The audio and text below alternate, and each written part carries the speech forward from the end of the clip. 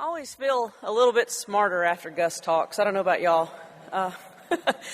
Again, my name is Linda Hill. I'm an attorney with Frost Brown Todd. It's our pleasure to be the premier sponsor of this event. It's also a privilege for me to introduce one of my colleagues who's going to be our next speaker, Jan de Beer.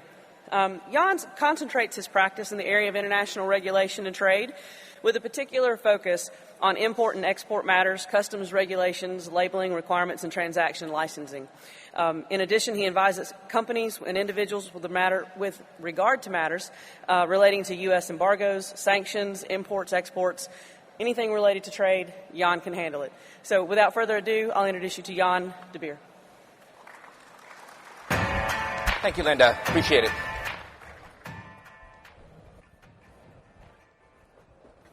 Morning, everybody. So I see here, actually my watch is set on Eastern time, so it's 10 past 9 in the morning, and you are talking about trade tariffs. I can guarantee you that probably about 3 years ago, if I made it onto the schedule, it probably would have been on the end of the third day. As you can see from your outline for the day, you can see we're going to be talking about it multiple times. Obviously, it's a hot button topic for the industry. I have an admission to make. My graphs aren't as nice as Gus's. I'm a lawyer. I'm not an economist. I get more in the details. But I did want to kind of go through today and give you guys a bit of an update where things currently stand. I'm sure you have a pretty good idea, but sometimes it's good to get a bit of feeling of what's going on. I've tried to identify, unfortunately, the world of tariffs has become really complicated, as I'm sure you're aware. I mean, there's a number of programs going on both in the U.S. and abroad. So for auto suppliers with global supply chain operations to be able to keep a track of it all can be difficult. So what I did is I kind of did a back-of-the-napkin sketch of those tariffs that I thought are particular to your industry, that I really thought that I'd like to go through with you today and discuss. This is a tariff that isn't in effect yet, but it's the gorilla in the room. It is a tariff that is going to be assessed, Section 232 tariff for national security concerns, against automobiles and auto parts.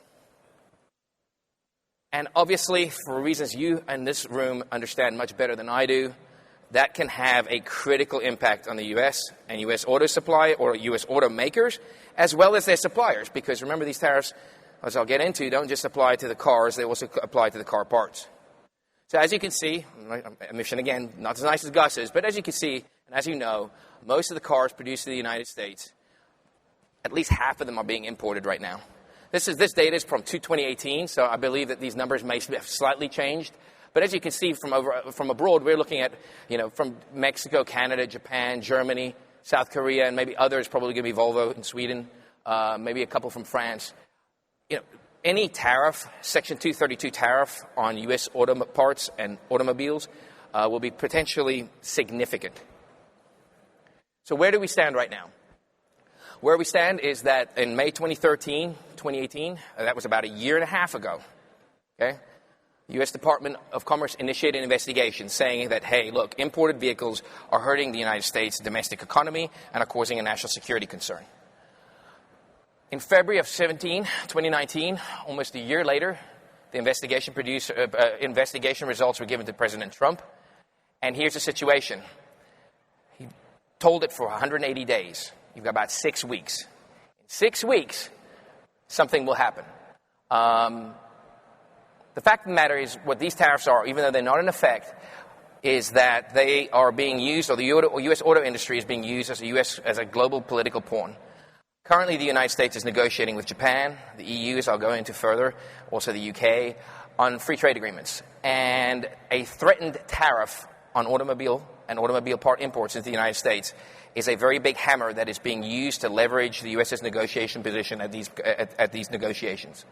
So what we're looking at here is, I can't, quite frankly, as of yesterday, I'm not entirely sure what's going to happen. But what President Trump can do on the November 13th, 2019, is he can either assess the tariffs, like he's done on the 232s and the 301s. He may toll it for some more time, for some more study. But that sort of uncertainty and the amount of those tariffs is something that nobody knows at this point. One thing is pretty sure, with the USMCA out there right now, that Canada and Mexico, and it's probably the big leveraging point that got them to agree to the USMCA, is going to be technically outside the 232 tariffs. Okay, cars produced in Canada and Mexico, but that is precedented on the fact that the USMCA passes for reasons I'll get into later. I don't know if that's actually going to happen. So who's going to be affected by this? Obviously, each of you sitting in this room have a very good idea of where your parts are coming from and what the situation is. I think what you're going to find is that generally, differs from company to company, but generally you're going to find that obviously U.S. manufacturers are, nobody's insulated from the effect of these tariffs. You know, let's say for argument's sake, these tariffs are going to be similar to the aluminum tariffs under the 232, 10%. I mean, that's pulling that number out of thin air. But, you know, let's say it's at a minimum a 10% tariff. U.S. manufacturers, obviously, for the parts supplies, will be impacted by that.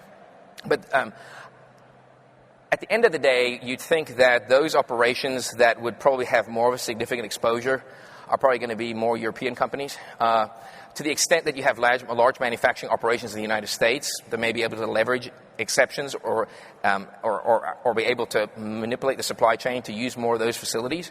But at the end of the day, companies that import most of the vehicles, and this graph speaks for itself, are probably going to find themselves in a situation where they are going to find that it may be very hard to compete in the United States, or that their competition position will be significantly worsened. I do think one of the issues that is critical on when you look at this graph is that I do think that Japanese and Korean suppliers, especially Japanese suppliers who have established factories here in the United States. I know that German manufacturing, both BMW and Mercedes, have built factories in the United States. But I do think that the Japanese position, and especially with regard to their recently negotiated free trade deal, I mean, it literally was announced, formally announced yesterday, probably is a way for them to hope that these things don't get applied to them, these tariffs don't get applied to them. I do believe that Korea, under the United States-Korea Free Trade Act agreement, Korean manufacturers will probably be able to argue that their goods are outside the scope of these tariffs.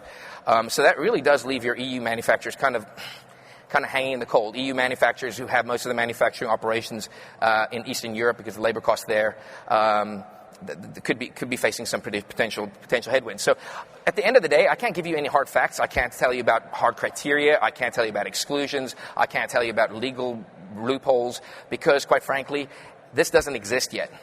But if you don't know about it, you need to be tracking it, and you need to pay attention to it, because it could literally change the entire framework for this auto industry overnight. What set all this off last year in March has been the 232 tariffs on steel and aluminum. Show of hands, has anybody had to deal with these tariffs directly? I mean, I believe that there are probably a couple of hands here. I mean, I do believe there are some raw material manufacturers in the room. These industries have been in the trenches here now for almost a year and a half regarding these tariffs. You have a 25% tariff on a pretty wide scope of raw steel, and you have a 10% tariff on certain aluminum products.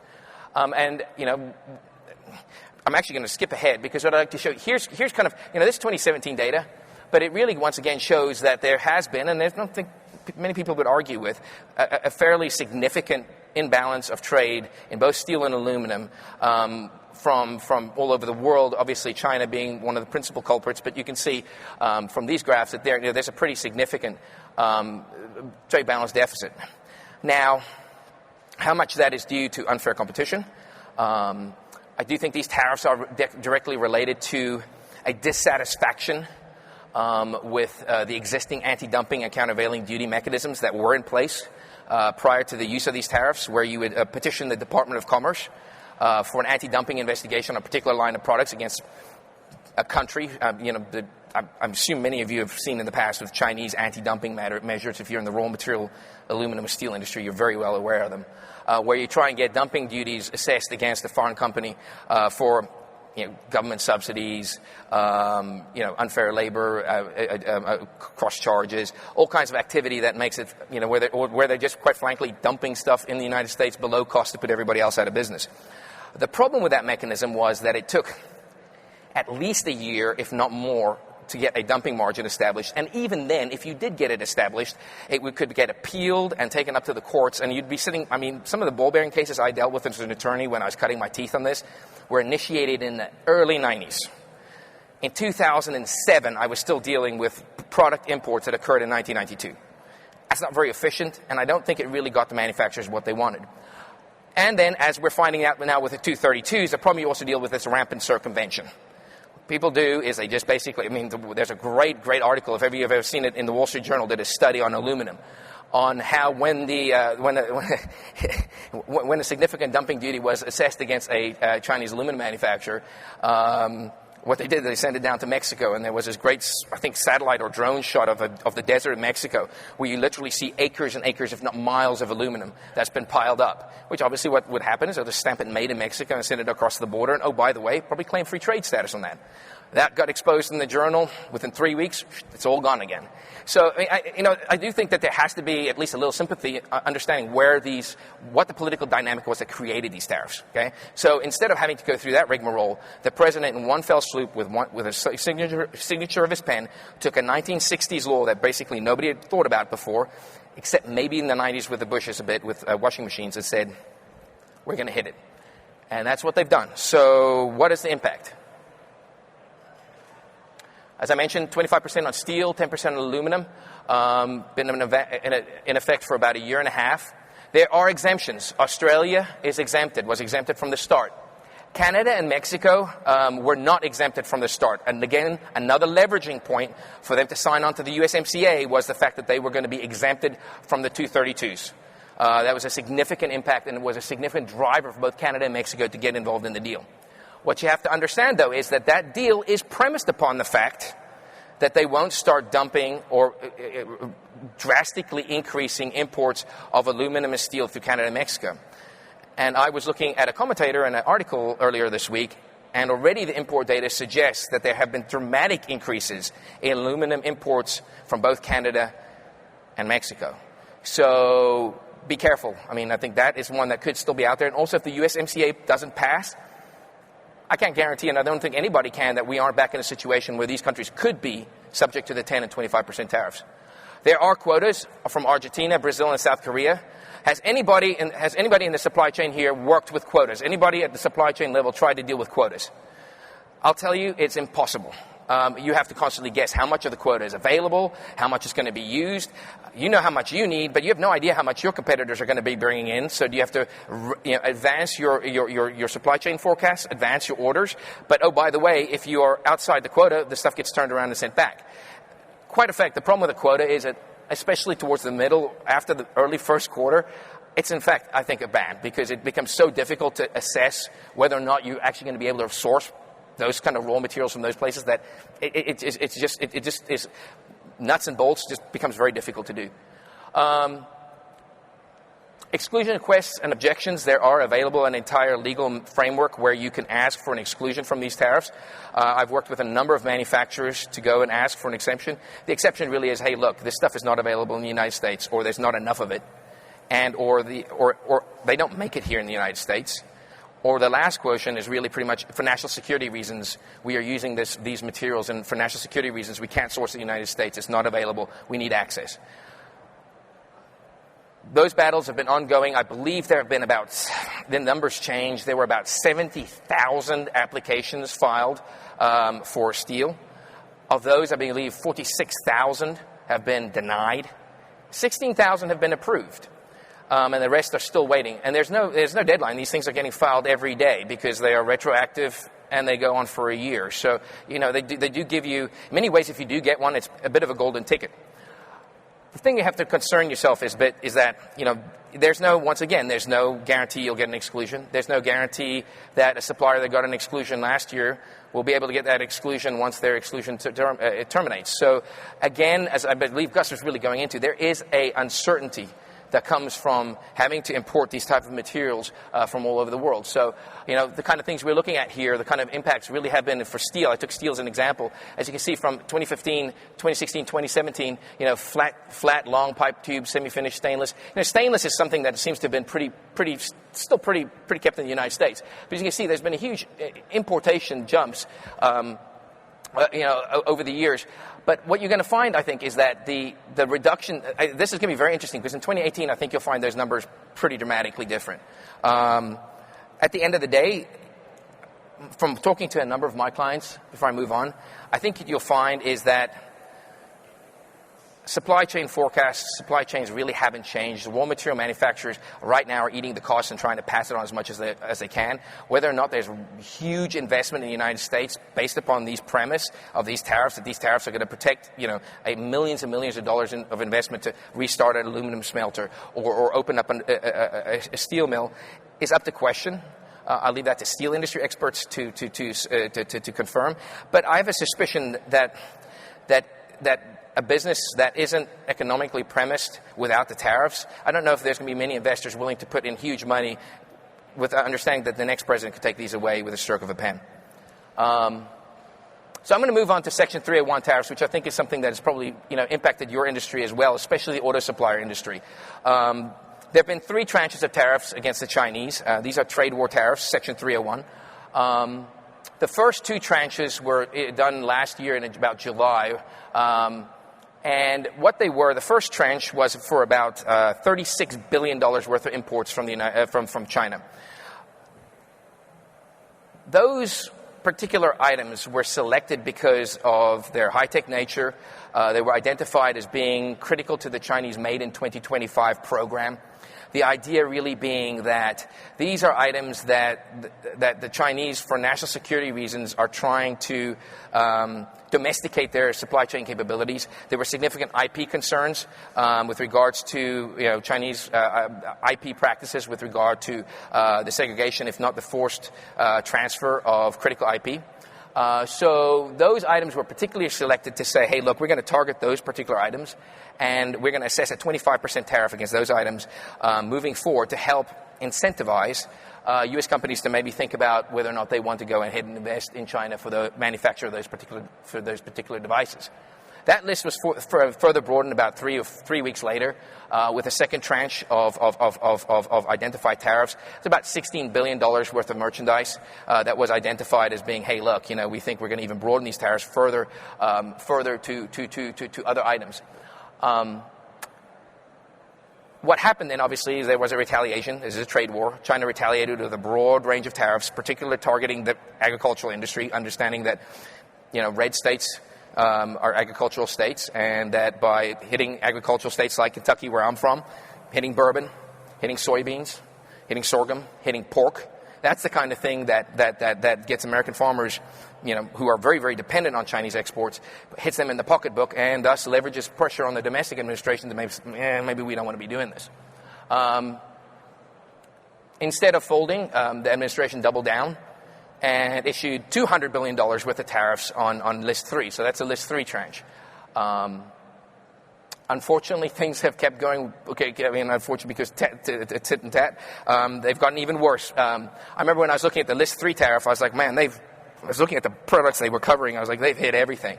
They really, I saw electric eels on there, and I was like, well, they're hitting everything if they're tariffing electric eels being imported from China. But lo and behold, because of more worsening trade talks between the U.S. and China, I think principally from the administration's perspective, from reading in the Wall Street Journal or New York Times, like any of you do, that the administration was concerned that the Chinese were really slow-walking this process, hoping to make it to the next administration to get a better deal.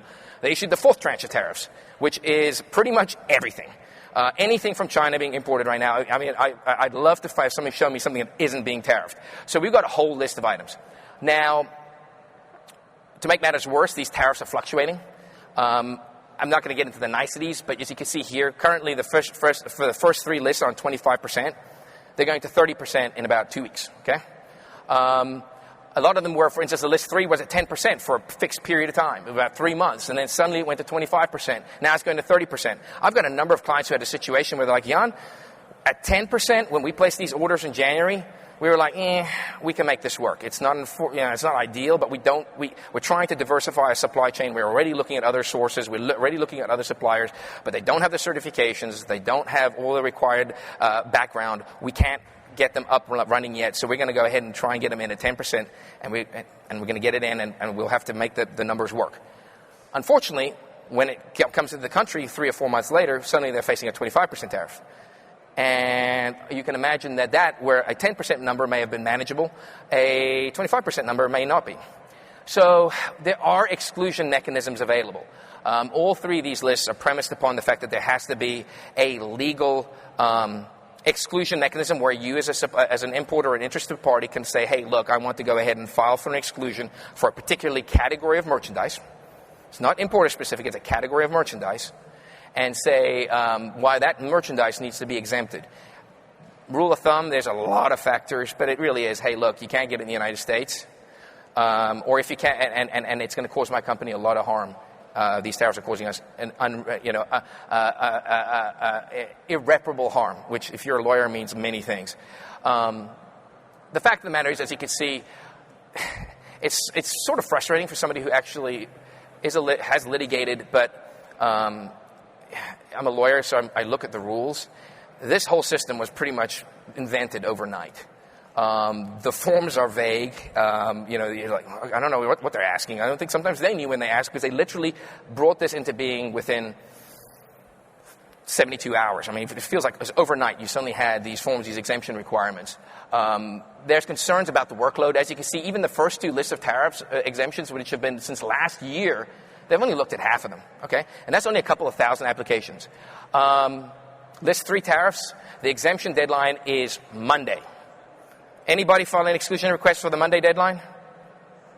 Hey, well, I'll tell you right now, my team is working around the clock. I'm going to get in the car right after this and go right back to the office because I've got $100 million worth of merchandise that's asking for an exemption. There are going to be thousands of requests to the government. How they are going to get through them all, I have no idea. I don't think they have a clue. And the problem you're running into is that, you're paying those tariffs in that meantime. There's no exclusion. So whether my earlier example of, hey, look, when we ordered this stuff, it was 10%. You're telling me when it comes across it's on the water right now, but when it comes into the United States, LA port, this Friday, it's going to be 25%, but if there's a delay and the ship gets delayed and it gets here on Tuesday, I'm paying 30%? Yeah. I mean, can we file an exclusion request? I can, but I can tell you right now, I've filed a couple of those already and the government said, no game. So, I think at the end of the day, the harsh fact is that, auto suppliers have been hit with this. I've got a number of examples here of the type of things. You did largely escape the first two segments. The third segment has been hitting you. So you could see all these. I've got a number of examples of auto suppliers and the kind of things that are just being hit now, 25 or 30%. It's a wide range of items. The problem is I'm having pretty consistently with anybody calling me on an exclusion is, hey, can we get this thing in, can we get an exclusion? I'm like, well, can you buy it here? Yeah, but it's too expensive. It's going to be a pretty short phone call. So, you have to get creative. I think actually, to be fair, you're not the aviation industry. Who has requirements and certification standards and triple safety standards that are many of them which are government mandated, which are really tricky. There are a number of certification qualification criteria that obviously auto manufacturers push down to the tier 1s, who push it down to the tier 2s. I think anybody understands, and that's one of the things I've been arguing on for a number of my exclusion requests, is say, hey, look, we can't change overnight. We have to get established suppliers. We have to make sure that the necessary safety and quality certifications are met. Otherwise, we're putting American consumers at risk. As I said, I believe I saw an article a couple of weeks ago that at the end of last week in the journal, it said there was 16,000 List 3 exclusions filed. 16,000.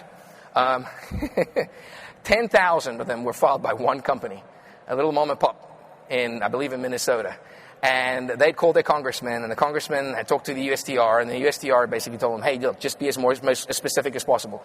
So this third-party parts supplier, they buy parts, it's fascinating, buy parts in, for lawnmowers, automobiles, buy them from Chinese suppliers and import them in the United States, hired dozens of part-time workers and have just been filing exclusion request after exclusion request after exclusion request. So at the end of the day, how this is going to turn out, I saw the prior gentleman, Gus, talked about, the trade war. I don't think anybody knows where the trade war is going to act.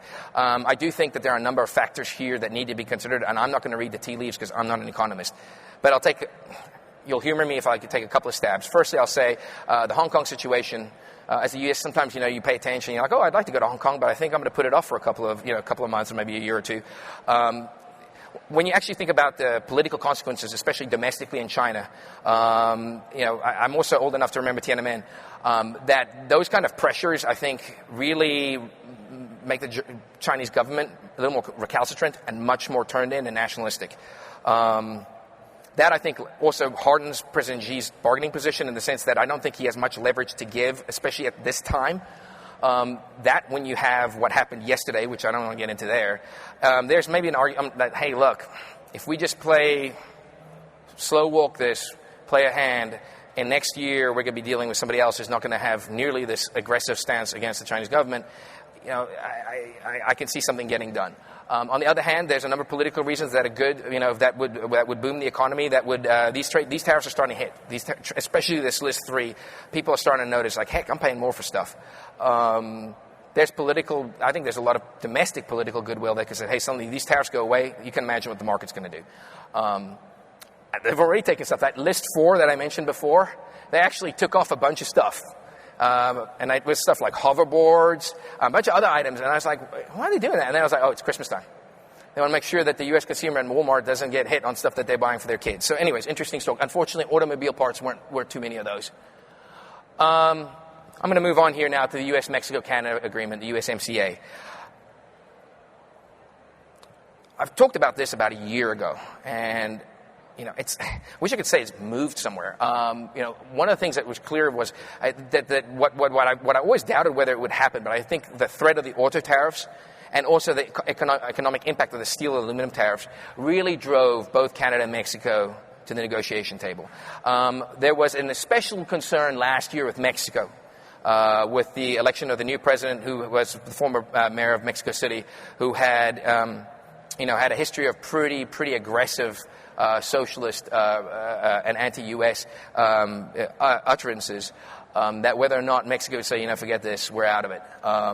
But I do think that recognizing the import of the U.S. economy or the U.S. market to Mexico's economic health and well-being drove them to say, look, we're going to have to come make a deal. So the parties did make a deal. The deal has been agreed to, but now I'll have to get into the niceties of why it isn't law. So, as I'm sure any of you know now, you've got, you're going to exempt the 26 million cars from Mexico are exempted specifically on this agreement from any potential auto tariffs. Okay,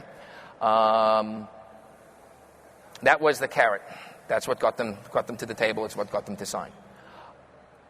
Critically here, as any of your supply chain folks will say, you have to increase the domestic U.S., Canadian, or Mexican content of the vehicle from 62.5 up by 13 to about 75. Okay? As a trade attorney who actually deals with customs when they come asking questions about what the content of your vehicle is, I can only imagine the amount of reprogramming and internal resourcing that figure is going to take. I don't know if people have been planning for it. I suspect they have. It's not effective yet. But it's not just something that can be changed overnight. Tracking where parts are coming from, how they get incorporated by the vehicle, is an arduous business that anybody who's actually had to try and do it recognizes that these aren't just software switches. I mean, there's going to have to be radical restructuring. Then, to make everything more complicated, what they've also added on here, as I'm sure you're seeing in the newspaper, is the idea that, oh, by the way, 40 to 45% of the automobile parts must be made by somebody, if it's made in Mexico, must be made by somebody at least $16 an hour. Which is, I mean, I understand the labor drive for that, and I'll get to that in a second here domestically in the United States, because it seems to be the major linchpin, at least from the Democratic side of the table, on whether or not this agreement is even possibly ratified. Is I don't know how you track that. I mean, it's not a value that has previously been tracked. So, I suspect what's happening right now is somebody's actually at these factories trying to determine what the average Mexican worker's paid, and trying to figure out how you tie that to the actual part and tie it through the flow to the vehicle to the actual manufacturer. It's staggering the complexity that that's going to take. But I'll come back to the entire idea here of what does it mean, whether this agreement is going to get ratified? Ironically, Mexico, which last year I was like, well, I don't know if this is going to happen. It was a shock election. Although if you'd been in Mexico like I had a couple of times, you could see that the average Mexican's patience with the established government over there was pretty thin.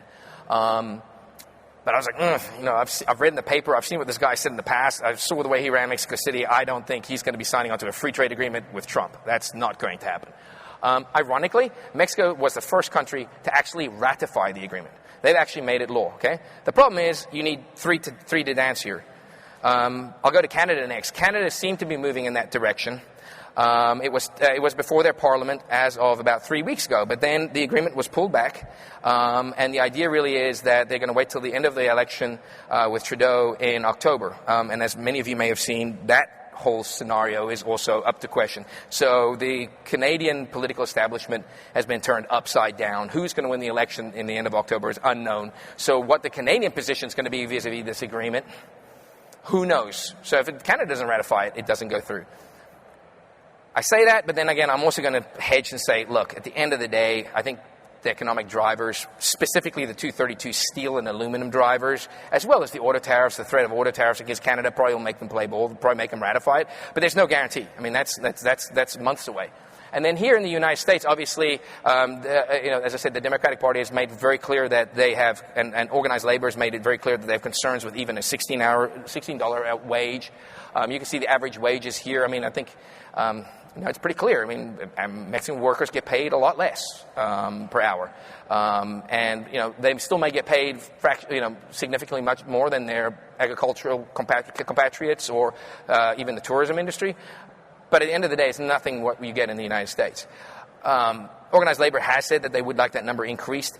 Two issues. I don't know, and I'd love to see how Lighthizer is going to already go ahead and make material changes to an agreement that's already been ratified in Mexico. That's going to be problematic. And then secondly, as of yesterday, I'm not so sure any agreement is going to be ratified in Congress until after the next election. So we've got about another year to go. So where does that leave us? Now, I think where that leaves us is really with a situation that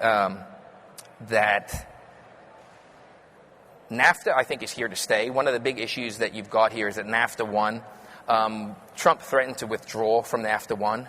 And really bring things to the people that bring things back to where they were in 92, those in the room that can remember what it was to import goods from Mexico, Canada back in 92 prior to NAFTA. I haven't seen any talk that if the USMCA doesn't pass, I know I was talking to my congressman 2 weeks ago that they were going to say we're going to try and pass USMCA. But I haven't seen any talk now, and I think it's still early given, as I said again, the event that occurred yesterday, what the scenario is going to be for that politically.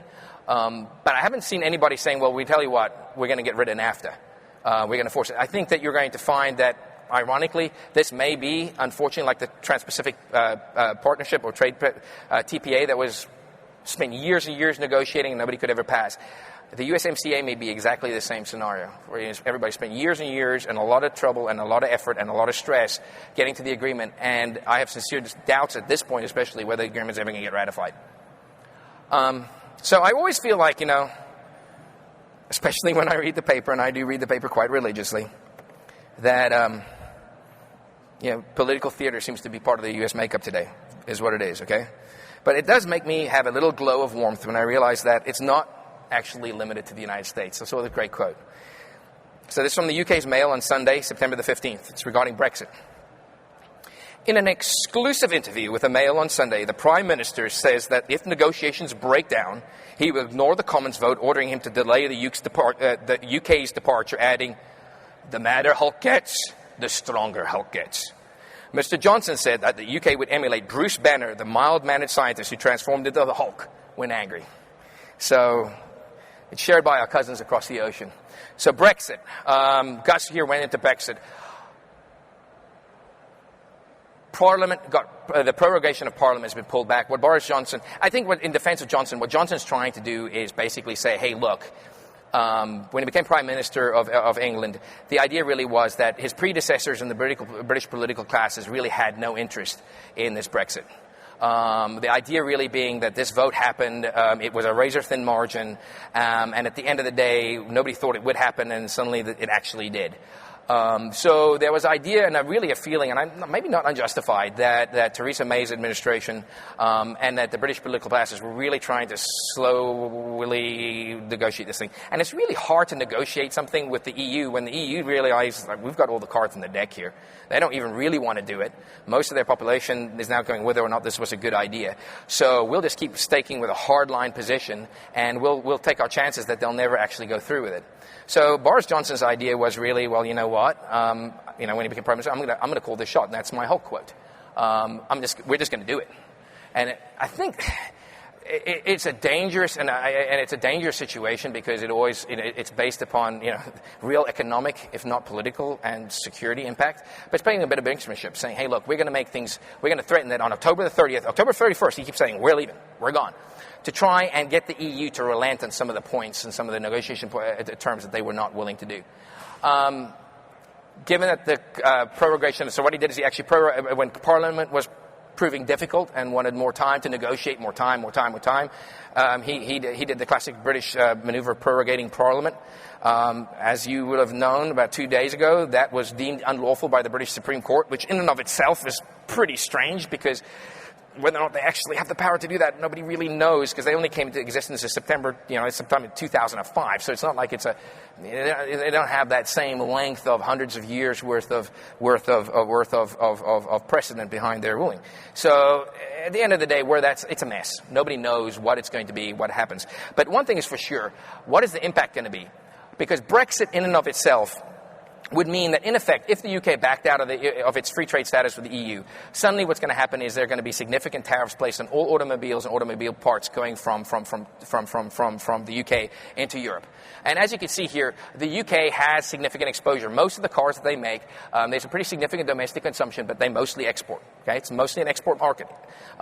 It's an island, but it does mostly export, and the predominant target of its exports is the EU. EU auto suppliers really aren't affected by this as much. The fact of the matter is that most of those manufacturers the European mainland manufacturers have their operations in Eastern Europe, as many of you probably may know, Poland, Czech Republic, or any of those places where the labor cost is significantly lower. So they can really kind of play a hardball on this, and this is one of those main issues where the British recognize that if they back out of Brexit, this will be catastrophic to their economy. I think it's one area where they're trying to find some leverage. Now, I have no doubt, we go back to our auto tariff slide when I initially started, I have no doubt that Mr. Trump or his administration's past talks with the UK, especially Mr. Johnson, have been premised upon the fact that they say, hey, look, if you guys do a hard Brexit, we'll do a US-UK free trade agreement, and we'll become your major export target. We'll exempt you from those tariffs, and those cars that were going to Europe, you're trying to send them to the United States. I think that's the back of the napkin concept, where how that would work and the effectiveness of that is up to question. But I do think that was the political driver that was going on there. These are just some interesting graphics that I found that it's just to show that as I said, in a nutshell, if you suddenly had a 15, 25, or 30% tariff on automobile parts, orders going into the EU. Never mind the mind-numbing complexity of having to deal with EU customs as the stuff goes through the port at Brest or Dover and getting it across and just having to deal with the paperwork. It'll be extremely difficult for them to deal with. I probably should have moved this slide up a little bit. The US-EU trade deal. Because it's really directly linked to the auto tariffs. There have been talks with the U.S. with regard to a trade deal with the EU. It's really, I almost didn't put it in there because I think it's directly tied to the auto tariff trade issue. And the matter is here, the U.S. has for a long time tried to get into the EU with regard to especially beef, pork, meat products, chicken, most of its agricultural products. And the EU has been supremely protective of that particular segment, largely because of safety concerns. Personally, I think there's also an element of recognizing that U.S. production volume is just something they can't compete with, and cost is something they can't compete with. So there has been once again, the U.S. is saying, well, the one thing we do get from your industry, car parts and cars. So we can use that as a leverage to try and argue our position. As you can see, once again, whether or not that would occur, if there was a free trade deal, that you would have, a significant, effect of how much cars are moving to and fro, and an economic benefit that would be. But as I said, right now, it looks like not much is happening on that front. And I'm really interested to see what's going to happen when those auto tariffs on November 16th, whether they're going to get told for another 30 days, 60 days, or whether there's maybe some movement on that to increase the political pressure.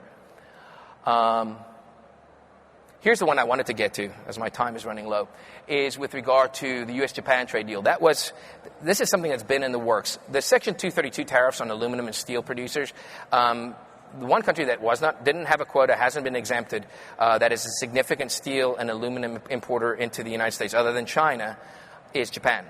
And I know for a fact that these tariffs have been really, really hurting the Japanese steel and aluminum industry. They've been also some of the most prominent filers for some of these exclusions because, quite frankly, they do produce some high-level steels and aluminum products that just aren't available in the United States, and it really specialized that. But at the end of the day, those tariffs are biting hard. They are also extremely concerned about the auto tariff and on parts and supplies and cars, because they recognize that Toyota, Nissan, Mazda, any of the Japanese manufacturers would have significant exposure to any such tariff. The problem is, as with the Europeans, they have a pretty protected agricultural sector, a sector the United States has been trying to get into for a very long time. And so what's happened is that yesterday, it's been on the rumor mills. There was a notification sent a week or so ago, but yesterday it was formally announced that President Abe and President Trump have reached an agreement. It's a pretty narrow agreement. It's only for agricultural and industry and industry-type products. Pork, I believe, is one of them. Certain kinds of sorghum. But, at the end of the day, the really big ticket items, steel, aluminum, and auto parts and autos, have been tabled. I do think it shows that there is a talk between the parties. Auto tariffs remain unchanged. But I think that this trade deal makes the likelihood that Japan would be included or be excluded from any potential auto tariffs much higher. It is really the framework from which I believe that further negotiations will go on, and I believe ongoing right now, to try and broaden the deal to encompass other items. But the Japanese have their own issues. Currency devaluation is one of the U.S.'s principal bugbears with both China and a number of world economies, and the Japanese have had exposure to that, so they're a little worried about currency devaluation and the requirements for currency. And then secondly, they're also concerned, I do think there is still a very significant concern on the domestic agricultural industry, on how much impact that will be to the United States. Retaliatory tariffs. I've really focused from a U.S. perspective, but as many of you may know, all these other countries haven't been sitting on their hands. To the extent that they can, they have issued retaliatory tariffs. I've shown a number of sectors that have been exposed to retaliatory tariffs. Agriculture is actually, I thought it would be a bigger segment than that. You see, it's 3% for meat and poultry, and then 15% agriculture. Obviously, the Chinese, who is a major importer of agricultural products, have used that as their principal mechanism to try and counteract U.S. trade tariffs. Motor vehicles have also been included. I believe Tesla has an exemption, though, for China. They managed to beat everybody to the punch there and actually have an exemption for importing into China. But you can see that but at the end of the day, the problem you have with retaliatory tariffs, and they do bite, is that the U.S. has a massive trade deficit. So the problem is, you look at the numbers. China hits for about 15 or 16 billion. U.S. hits them with 200 billion. It's just such their ability to really, on these retaliatory tariffs, although painful, it just doesn't have the same volume and effect that the U.S. ones have. I don't have anything more, but if there are any questions, I know it's a pretty broad category. I'll be here afterwards, but I really appreciate your time this morning. I know I've gone through quite a few things and blathered on quite a bit, but thank you for your time. And if you need anything, I'm back here. Thank you.